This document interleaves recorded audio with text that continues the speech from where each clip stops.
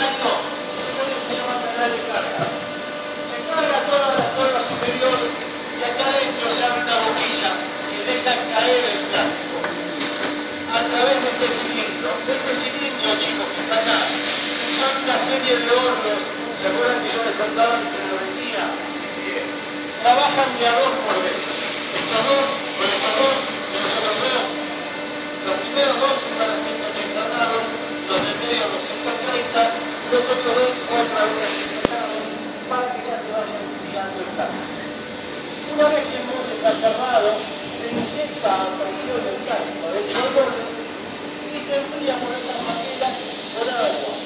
Cuando ya está sólido otra vez el plástico, ya tiene la forma del artículo.